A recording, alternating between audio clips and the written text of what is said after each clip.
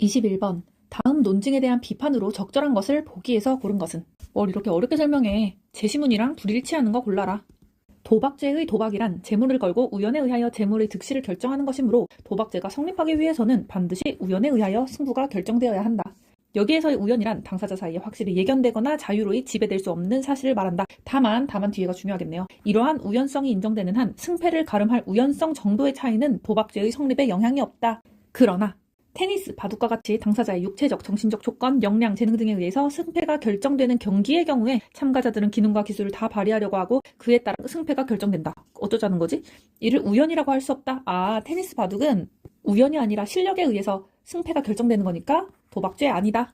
도박죄는 종래에 그 도박성이 인정되어 온 화투, 카지노와 같이 승패의 지배적이고 결정적인 부분이 우연에 좌우되는 경우에 한정되어야 한다. 리트가 좋아하는 표현 나왔으니까 이 문장에서 선택지 나올 것 같은데, 도박죄는 승패의 지배적이고 결정적인 부분이 우연에 좌우되는 경우 한정. 이렇게 보면 내기 골프는 또 예시가 나왔네. 선수의 기량과 재능에 의해 승패가 좌우되는 운동 경기의 일종이어서 그 승패와 관련하여 재물을 걸었다 해도 도박죄를 구성하지 않는다. 오케이. 내기 골프도 도박죄 구성하지 않는다. 기억. 애당초부터 승패가 결정되어 있는 이른바 사기 도박은 도박죄가 처벌하는 도박에 해당하지 않는다. 그렇지. 위에서는 우연에 의해서 승부가 결정되어야 도박죄라고 했으니까 우연이 아니라 승패가 이미 결정되어 있으면 도박이 아니지. 그러니까 제시문과 일치하니까 틀린 설명. 지금 불일치하는 거 고르라고 했던 거 잊으시면 안 됩니다. 2번. 우수한 골프 선수라고 하더라도 자신이 치는 공의 방향이나 거리를 완전히 통제할 수 있는 것은 아니다. 즉 우연에 의해 승부가 결정되니까 도박죄 된다는 얘기네요. 위에 올라가 보면 내기 골프는 도박죄가 아니라고 했죠? 즉 불일치, 맞는 설명. 디귿. 골프는 승패의 전반적인 부분이 경기자의 기량과 실력에 의해서 결정되고 사소한 부분에서만 우연성이 개입한다. 즉 도박죄가 아니라는 얘기죠. 제시문에서는 뭐라 그랬죠? 골프는 도박죄 아니다. 디귿도 도박죄 아니다. 결국에 일치하니까 틀린 설명. 리을. 대부분의 운동 경기에서는 경기자의 기량과 실력이 우연적인 요소와 상호작용하여 승패가 결정되므로 누구도 확실하게 결과를 예견할 수 없다. 즉 이 말은 뭐죠? 도박죄를 구성한다 라는 얘기고, 제시문 볼까요? 테니스, 바둑과 같이 이러이러한 운동은 도박죄를 구성하지 않는다 라고 저희가 세모를 쳐놨습니다. 밑에서는 도박죄를 구성한다고 했으니까 불일치. 맞는 설명. 정답은 4번. 22번. 다음 글에 등장하는 가설들과 실험의 관계에 대한 진술로 옳지 않은 것은? 가설들이 나오나 보네. 그리고 뒤에서 실험하는데 이 가설들을 실험에 적용하라는 거구나. 그럼 빨리 일단 가설들부터 찾아야겠다. 중세 스콜라학자들은 자연계에 진공이 발생하면 자연은 그 진공 즉각 없애버리라는 방향으로 움직인다는 가설. 오케이, 가설 하나 나왔네. 중세 스콜라학자들은 뭐다? 진공이 발생하면 진공을 즉각 없애버리는 방향으로 움직인다. 그 다음에 예컨대 예시 나와서 뭐야 그 다음 가설 어딨어? 오케이. 갈릴레오는 자연이 진공을 없애버리려는 힘을 갖고 있지만 중세 스콜라학자들이 하는 말 일부 동의를 하네. 그 힘의 크기는 진공 공간의 크기에 비례한다는 가설을 제안했다. 오케이, 갈릴레오 제안 이렇고, 그의 가설에 따르면 또 예시야? 토리첼리 나왔네. 토리첼리는 보니까 가설을 주장한 사람이 아니라 이 사람이 실험한 사람이구나. 한쪽이 막힌 1m 길이의 유리관에 수은을 가득 채운 다음 입구를 손으로 막고 수은이 담긴 실험용 용기 속의 유리관을 거꾸로 세웠다. 입구를 막았던 손을 떼었더니 기억이 나왔구나. 유리관 속을 가득 채웠던 수은 기둥의 높이가 낮아지다가 어쩌고저쩌고 해가지고 76cm 높이에서 정지! 진공 공간이 발생했다. 중세 스콜라학자들은 진공이 즉각 없애버리는 방향으로 움직인다고 했고, 갈릴레오는 진공이 없애버리려는 힘을 갖고 있긴 하지만 진공 공간의 크기에 비례한다. 그러니까 갈릴레오는 진공 공간이 남을 수도 있다라는 내용이네. 이 사람 진공 공간이 발생했다고 하니까 이 실험 결과에 따라 가설들을 까보면 중세 스콜라학자들 깔 수 있겠는데? 기억부터 봐야지. 기억의 실험 결과로는 스콜라학자의 가설이 자연현상의 설명 모델로 적합한지를 판단할 수 없다가 아니라 판단할 수 있다. 적합하지 않다는 걸 판단할 수 있다. 뭐야, 실험 결과 진공 공간 발생했잖아. 근데 너네들 진공을 즉각 없애버리는 방향으로 자연계의 진공이 움직인다며. 그러니까 자연계에 진공이 발생하면 진공을 즉각 없애버리는 방향으로 움직인다며. 근데 진공 공간 발생했잖아. 너네들 가설 자연현상 설명 모델로 적합하지 않다는 걸 판단할 수 있지. 3번. 23번. 이 문제의 정답률이 너무 낮아서 깜짝 놀랐습니다. 저는 정말 쉽고 재밌게 풀었었거든요. 제가 푸는 그대로 먼저 보여드리고 추가로 부연 설명을 해드릴게요.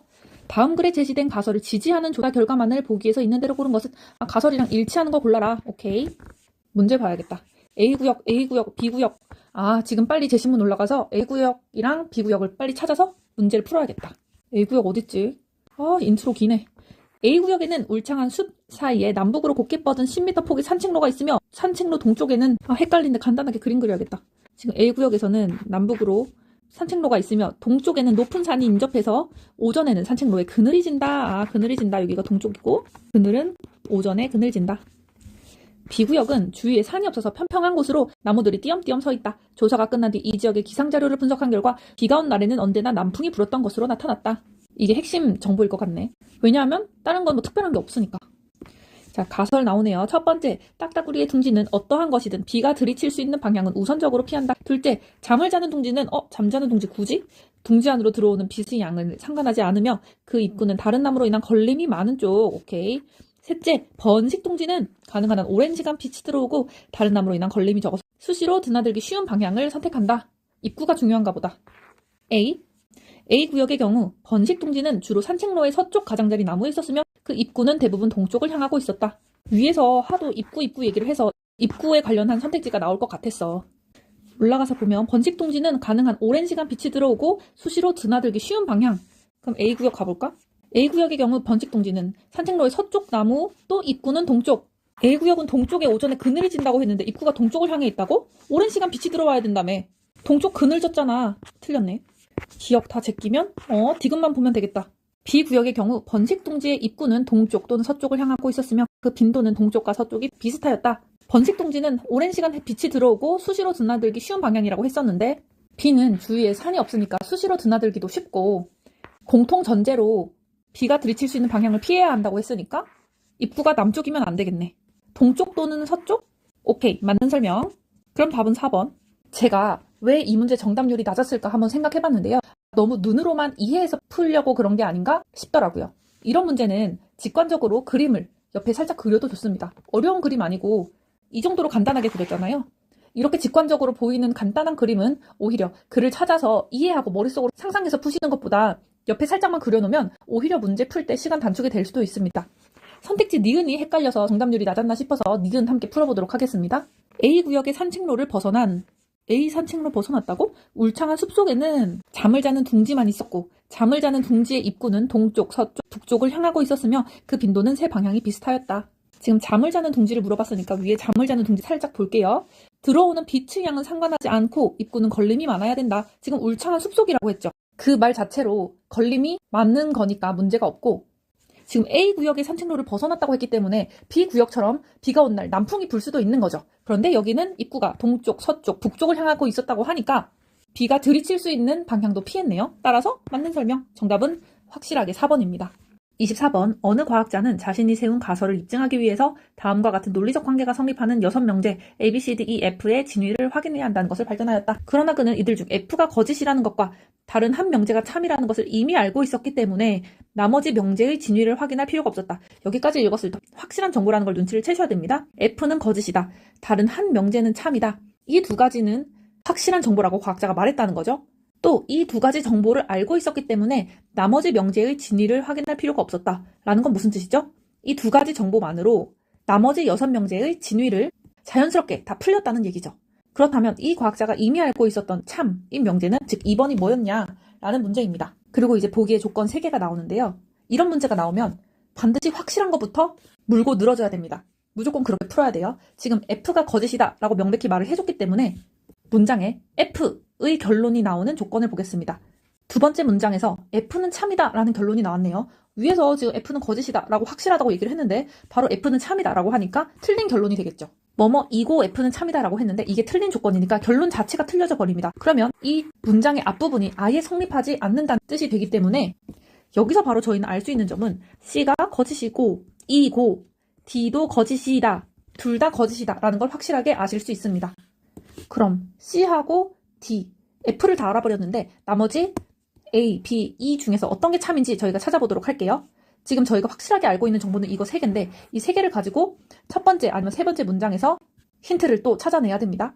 첫 번째 문장 보니까 C가 참이라고 했어요. 지금 C는 거짓이라고 확실한 정보가 나왔죠. 자, 그럼 이거는 틀렸고 결론적으로 이 첫 번째 문장은 사실상 B가 거짓이면 A는 거짓이다.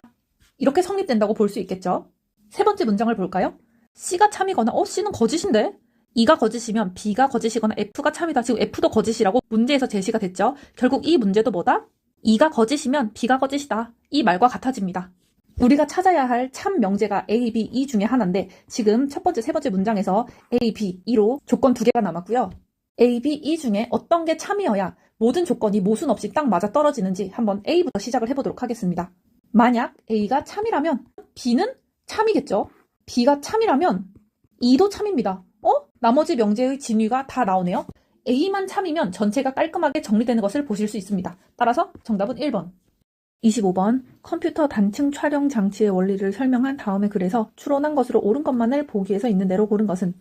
이 그림을 통해서 문제를 풀어야 되는 것 같습니다. X선이 물체에 투과될 때 그 물체는 일정 비율의 X선을 흡수하고 나머지만 통과시킨다. 이때 물체에 따라 X선을 흡수하는 정도가 다르며 이것을 흡수도라고 나타낸다. 그림은 정육면적 모양의 4가지 물체 A에서 D가 겹쳐 있을 때 X선을 화살표 모양으로 각각 투과시켜 측정한 흡수도를 숫자로 나타낸 것이다. 나는 이렇게 투과가 된다 봅니다. 가는 이렇게 투과가 됐고요. 여러 개의 물체를 투과할 때 흡수도는 각 물체의 흡수도를 더한 값이다. 그거를 더한 거구나. 정의가 나왔으니까 체크를 할게요. 따라서 여러 방향에서 측정된 흡수도로부터 물체 A에서 D 각각에 대한 흡수도를 알아낼 수 있다. 이건 필요 없는 말인 것 같고, 보기를 보니까 흡수도가 가장 작은 물체 흡수도는 어떻다라고 하는 걸로 봐서 A, B, C, D의 값을 유출을 해야 되는 것 같습니다. 문제를 읽고 나서 이제 순간적으로 판단하셔야 할 게 뭐냐면 어떤 방법이 제일 빠를까입니다. 이 문제는 사실 딱 봐도 중학교 2학년 교과서에서 나오는 1차 방정식 문제입니다. A 더하기 B 값이 10이고 B 더하기 D는 8이고 C 더하기 D는 7이고 D 더하기 A는 10이다 라고 해서 연립해서 푸는 거잖아요. 사실 이 문제만 풀 경우에는 그냥 연립 1차 방정식 세워서 쉽고 빠르게 A, B, C, D 구하시면 됩니다. 그런데 이런 문제는 너무 쉽게 나온 경우고, 만약에 이런 계산 문제 같은 게 나왔는데 생각보다 시간이 좀 걸릴 것 같은 경우예요. 그러니까 이 정도 연립 1차 방정식 이 정도 문제가 아니라 미지수가 막 3개야. 그리고 생각보다 살짝 고민을 해야 돼. 이런 느낌이 들면 제가 항상 드렸던 말씀처럼 당장 계산하려고 달려들지 마시고 멀리서 조금 차분하게 보자. 이 문제를 연립 1차 방정식 계산하는 걸 보여드리는 게 큰 의미가 없을 것 같고, 만약 여기서 나온 수학식이 굉장히 어렵다, 시간이 많이 걸린다 라고 가정했을 때 어떻게 그냥 계산 없이 이런 문제를 풀 수 있을지 그걸 알려드리려고 합니다. 자, 보기를 먼저 볼게요. 기억, A에서 D 중 흡수도가 가장 작은 물체는 D이다. 그러면 이 문제는 A, B, C, D 크기 순서를 알아야 된다는 얘기죠. 위에 보니까 D가 공통으로 들어간 것만 잡아도 B, C, A의 크기를 비교할 수 있습니다. 한번 비교해 볼게요. C가 B보다 1만큼 작고 A는 B보다 2가 크네요. 그 다음 D 값을 유출해 보려면 이렇게 하나를 잡아서 공통된 B를 지워보면 A가 D보다 4만큼 크죠. 즉 D는 A보다 4만큼 작습니다. 이 말은 D가 C보다 1만큼 작다. 그래야 A가 D보다 4만큼 크니까. 여기까지 다 이해 가시죠? 기억, A에서 D 중 흡수도가 가장 작은 물체는 D이다. 네, D가 가장 작았습니다. 맞는 설명. 니은 흡수도 가는 10보다 크다. B 더하기 C가 10보다 크다라는 걸 판단을 해야 되는데, 지금 B 더하기 C의 값을 찾아야 되는데 여기서 C 더하기 D가 7이라고 했죠. 그 말은 C 더하기 D가 7이어야 되니까 D는 3, C는 4 바로바로 나오죠. B는 5, A는 7. 즉 D 더하기 C의 값은 4 더하기 5니까 9. 틀렸습니다. 디귿 흡수도 나는 20보다 작다. A, B, C, D 값을 다 구해야 될까요? A 더하기 B는 12, C 더하기 D는 7 이렇게 나와 있네요. 19니까 20보다 작다. 맞습니다. 정답은 3번. 그러니까 문제를 딱 봤을 때 식을 세워서 계산하는데 조금 시간이 오래 걸릴 것 같다라고 하면 지금처럼 당장 계산하려고 달려들지 말고 멀리서 차분하게 풀면서 시간이 단축될 수 있는 방법을 찾는 겁니다.